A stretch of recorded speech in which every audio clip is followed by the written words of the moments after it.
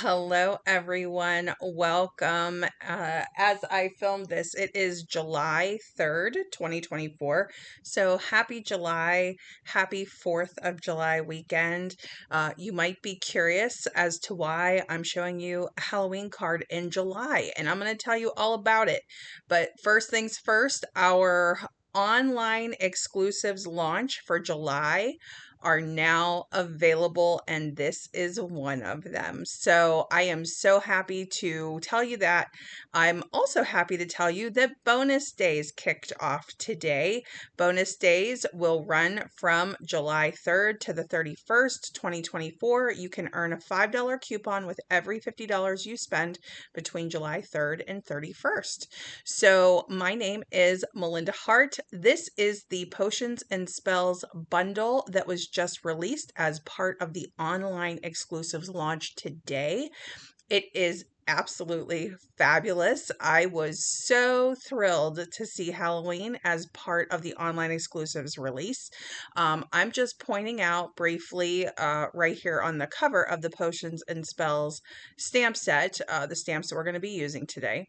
And I pre-cut the dies. So just wanted to show you that, we do have a coordinating die that is going to cut out that cauldron.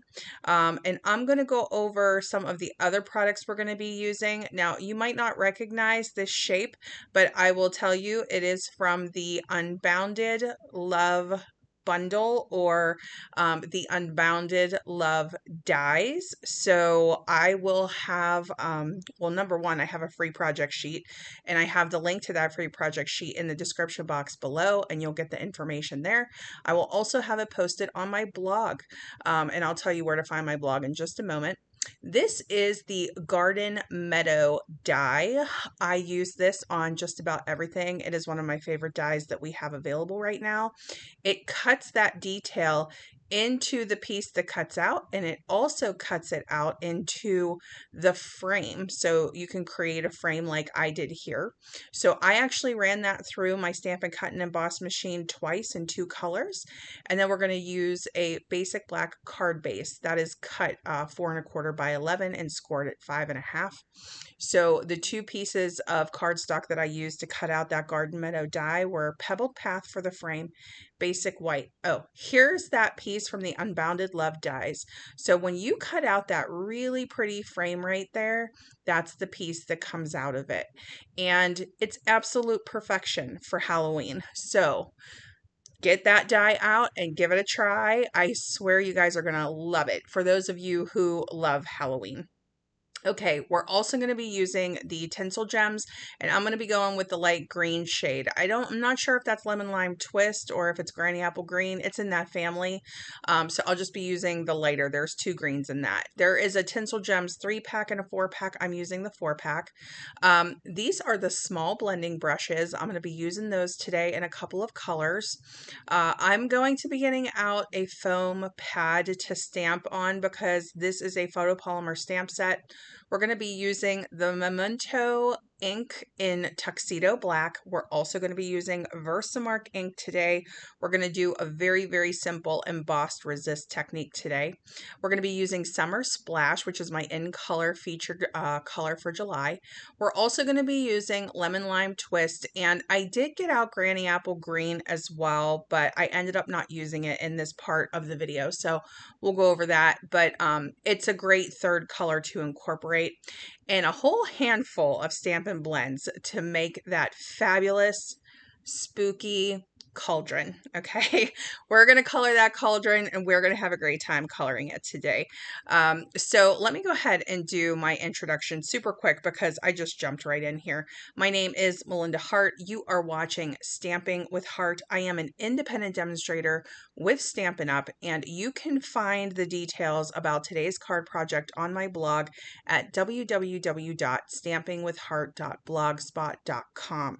So, I have been out and about and doing so many different things, and I am really off schedule and off track, which I've been sharing over the past couple of months. And I've also been sharing that I'm trying very hard to get back on a schedule. And so this video, hopefully today, will kickstart that. So we're going to start with our Cauldron die cut. I was filming this very early in the morning, and the sun started to come in as I was filming. So I see the sun kind of coming across the table, and I did end up closing the blinds at some point, but we might see that on the table for a few minutes. So we're going to start with Memento Tuxedo Black ink. For those of you who are new here, or if you aren't familiar, I love coloring with our Stampin' Blends, which is an alcohol-based marker. And Memento ink is safe to use with alcohol-based markers. So that is why I am using that particular stamp pad, because we're going to be coloring this with many, many colors today. You can do this in a much simpler version. Don't feel like you have to color in your Cauldron, but I love Stampin' Blends. And so that's where we're going to start today. Now, I will admit to you, my basic black Stampin' Blends, all of our Stampin' Blends come in a combo. Well, I shouldn't say all, the majority of them come in a combo pack. The basic black shade comes in a light and a dark. This is the light basic black marker. Now, I've had these for a long time, and they are drying out. They're working their way out. And I have new ones on order, but they haven't arrived yet. So with the 4th of July holiday, it's probably going to take a few days for them to get here. So until we get them, I'm going to make the most of basic black light.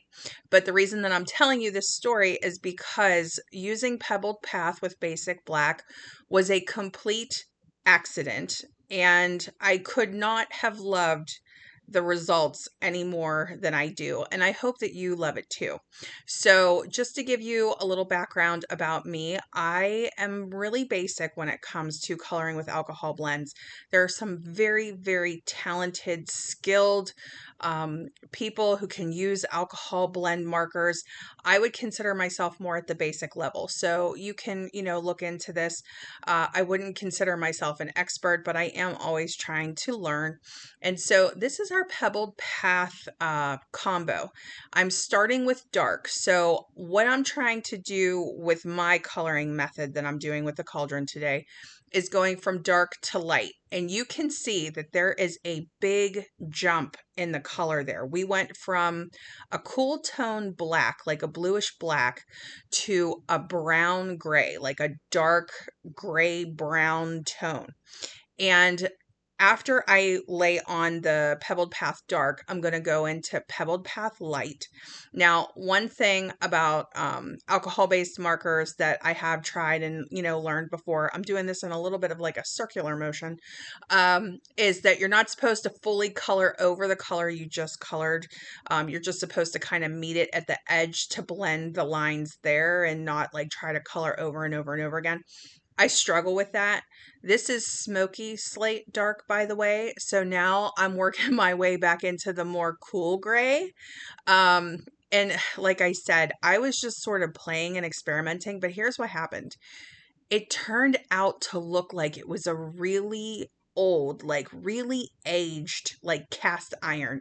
If any of you have a cast iron pot or a cast iron pan or anything like that, and for whatever reason you didn't season it right, it wasn't taken care of properly, and then it starts to either oxidize or it starts to rust, and it gets that brown, it's like a gray brown tarnished look to it. And I swear that's how I felt like this Cauldron was starting to look. I loved the brown and the grays and the blacks together. So it turned out to be really cool. Now with this one, I came back in with the basic black dark. On the first one, I had a little more of the dark around the edges and was careful about the lighter tones around that handle on the Cauldron. And on the one that I'm coloring here in the video, I used a lot more of the lighter color, and I felt like I had almost erased the dark Pebbled Path that I laid down. I was just going over it a little too much. So I'm coming back in and I'm trying to layer in some of that darker color again, just to try to get a little bit better of a mix. I probably should have just taken a break from it and come back. But in the end, I mean, it still looks fantastic. I just had a little bit of like a ring around it. So this is what I tell you by I'm still learning. Now, this is the Daffodil Delight combo. I'm using Daffodil Delight Light, but again, my Daffodil Delight is also starting to, need replacement. So the light was super light. Now, the Daffodil Delight Dark was much better. Daffodil Delight Dark reminds me of like a tarnished gold, like a really yellow gold. And now I'm bringing in Wild Wheat, and Wild Wheat was fantastic for like creating a more aged look with the gold. Really sort of like making it look dull and a little bit dirty, if you will. hopefully hopefully that's described in a good way. And then my goal was, once I laid down those yellows, or at least the yellow family, was to kind of go in and do a little bit of detail shadow work around it to try to help it stand out a little bit. I wanted What I wanted with the cauldron originally was for it to look a little bit round, for it to look a little bit three-dimensional. And you can leave me a comment and let me know what you think of how the cauldrons turned out. Or you can leave me a comment and let me know what you think of Stampin' Blends, what you think about working with Halloween in July. I'm always happy to hear from you. I was really, really struggling to keep up with comments in the past few months, but I am trying so hard to get back on track and to get back on a schedule. So I would love to hear from you if you're willing to share. But you can see that as I'm working through that, so it was just a combination of the basic black light again, a couple of touches of the smoky slate dark, and I loved the way that it looked around the handle. I felt like it just kind of outlined it. And of course, this is with like just basic knowledge of Stampin' Blends. I really do want to learn more about coloring with alcohol-based markers because I love coloring. But I was really happy with the way that that cauldron turned out, and I hope that you are too. So it was really interesting. A lot of times I'll go to my color lifter. This was colored with Stampin' Blends too, by the way. And I just want to show you what the purpose of this die cut is, right? In case you want this option for your card. This is supposed to be like goo, like the cauldron kind of bubbling over, right? I actually like it upside down. Like I like it looking like the cauldron's like bubbling up, like it's about to explode whatever potion's in there, right? Like it just looked really cool, I thought, in the opposite direction. But I am going to use that. I colored that off screen, but I will tell you what colors I used in just a moment because I used the same color blends for the goo as I use for the backgrounds that we're going to color here in just a minute. So I don't know if you are familiar with the embossed resist technique.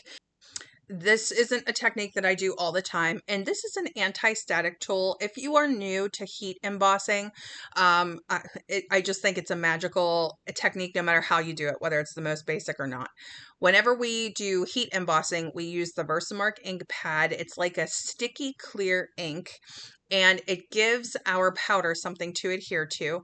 What I'm doing there is holding up the cauldron, and I'm trying to get my spacing right so I can stamp my bubbles. And then when I place my cauldron down over it later, it will line up properly where I want to position. So it's always good to kind of eyeball it first. And I'm just trying to show you here. And I don't know if you can see that on camera or not, but the ink is clear, but in person, you can see it pretty well. And I'm just putting a clear embossing powder, a heat embossing powder over this. And I'm trying to get the rest of the powder back in the container, but I never do it right. The people who have it in a little Tupperware container, they're the ones who do it right. I always, every time I'm at the store, I think to myself I should buy them, and then I don't. So I really need to do that, but I'm rambling.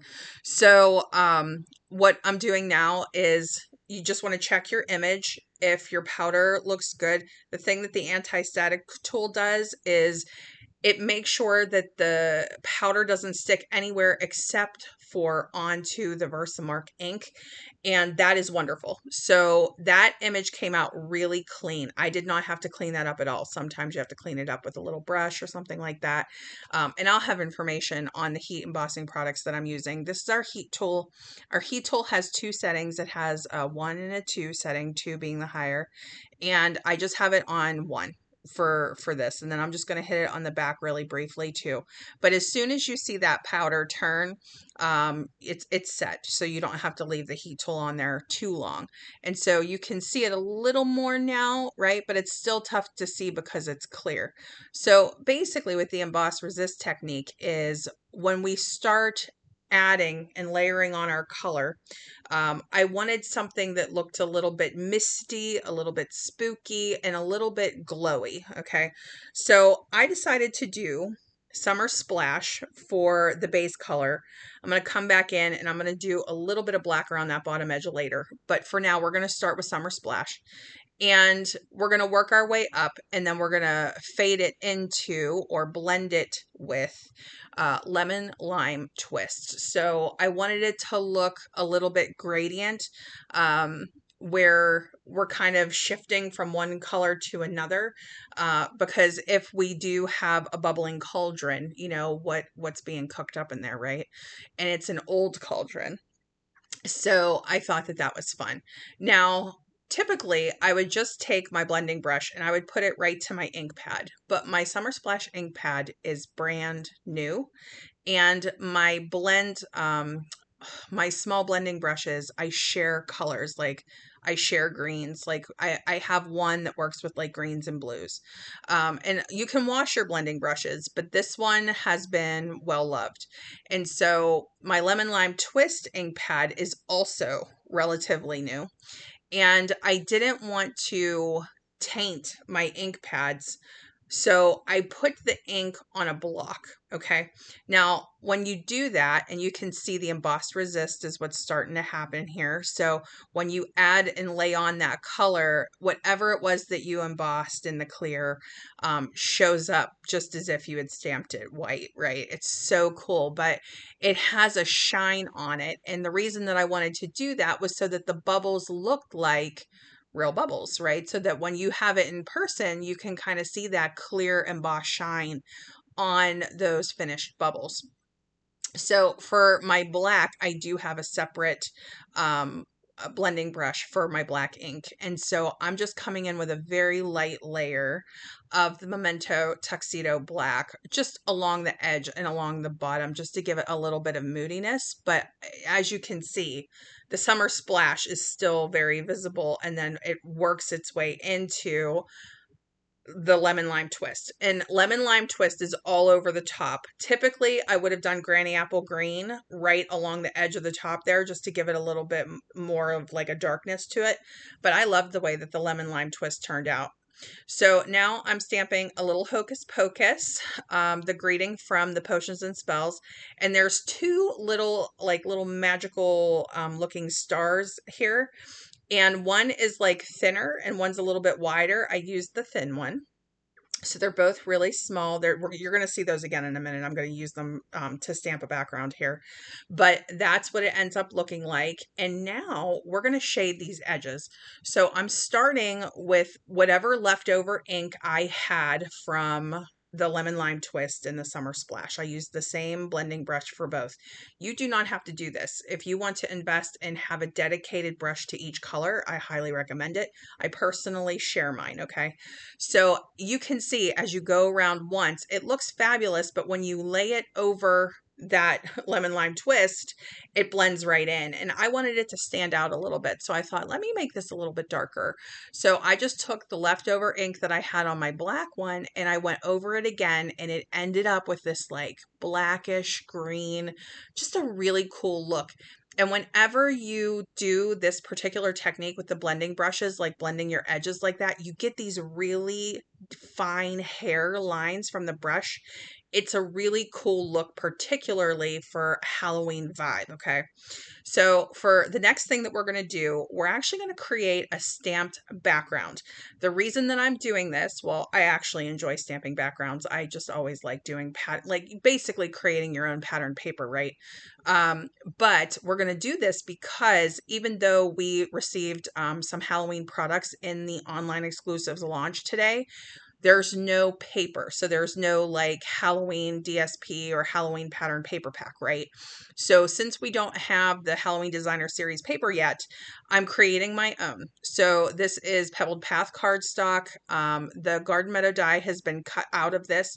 The size on this is 4 by 5 1/4, which is like a typical layer size that I use for a lot of my cards. And I'm just trying to keep it in the same direction. Sometimes when I stamp a background, I'll go in a different direction. I'm trying to keep this consistent. So I'm just trying to keep it straight, and I'm trying to keep it in the same direction as I stamp around. And I might not get it perfect, right? And you might not get it perfect, and that's okay. I was trying not to overlap them too much. I wanted it to try to be like a clear pattern. And I didn't mind stamping over that lined edge, that lined pattern around the arch, because I'm going to color it. So this is also in the Memento Tuxedo Black ink. I'm going to come in with my Pebbled Path Dark Stampin' Blend marker and only along the pattern. So only along the lined part. And that's just working as a guide for me, right? That's going to help me try to keep that straight. I don't care if it's perfectly straight. One of the wonderful things about Halloween projects, I say this every year, is that you can make mistakes and it just looks like it's part of the design. So I'm just following those, and you'll feel it. Like when you're coloring this, you'll be able to feel the little bumps, like those little grooves that were embossed in when you detailed that, cut that die out with your Stampin' Cut and Emboss machine. So I'm just going around. A lot of times it's easier for me to keep my lines more straight if I turn the piece of cardstock as opposed to me trying to follow the line while it stays in one spot. Like, it's just more fluid. It's just easier for me. I can tell when I'm starting to get off track with my line. So that ends up being our homemade designer series paper, if you will. And I absolutely love that. You're going to see a lot of that from me, particularly in July. So I'm just going to glue this down to the base as well as the layer that we just colored before we put down our cauldron. But let me just talk for a minute about what I am planning to do this month. So you can shop now. You can shop the online exclusive products now. I will have information in the description box below. And if you head over to my blog, I will have direct shop links to all of the products that I used in the video today. But for the month of July, the beginning part of the month is for my In Color Club. So anybody who's interested in my Summer Splash class, I would love to hear from you. I am doing In Color Club orders from now, July 3rd, until July 15th.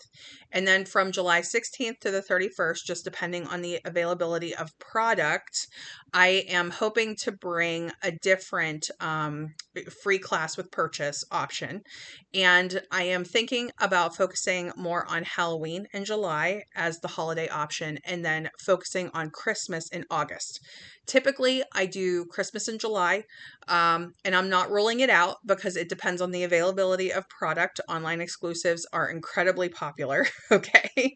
So I'm going to see how it goes. I'm going to see how it goes over the next 2 weeks.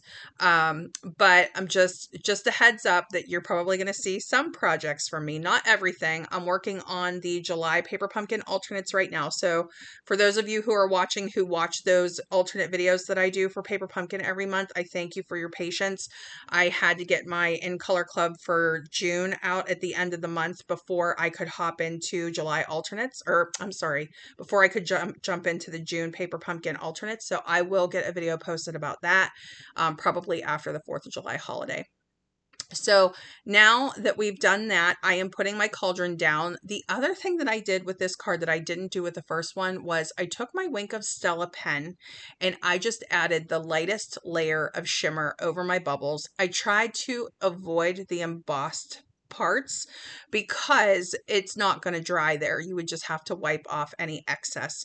That clear emboss won't you know, hold the glitter. At least I don't think it will hold the Wink of Stella. So I was just trying to color within those bubbles, and I loved the finished look. It's very subtle. I don't know if you could see it on the video or not, but I loved the way that the whole card turned out. I was thrilled. So I'm going to be doing some summer cards, and I'm also going to I'm also going to start focusing on some holiday cards. If you are still here with me at the 25-minute mark, I am so grateful that you are still here with me. If you haven't already subscribed to my channel, I would love to have you subscribe. It goes a long way for the channel and helping the videos that I create get seen. I am stamping Happy Halloween also from the Potions and Spells stamp set in black. And this little gooey die cut that I had cut out before the video, this is also from this bundle, and I had colored it in a combination of Summer Splash and Granny Apple Green. And then I came back in, and over the Summer Splash, I went over it with Granny Apple Green to kind of make it a little bit deeper. So I had colored that off camera. Here I'm adding those tinsel gems. These really add a nice touch. I love the way that these look. I positioned them a little bit differently on this card than the first card, but I tend to vary everything that I do. Okay, so if you're interested in the free project sheet, the link is in the description box below. You could also get signed up for my email list down there, and stay tuned for my next video. All right, I'll see you again soon.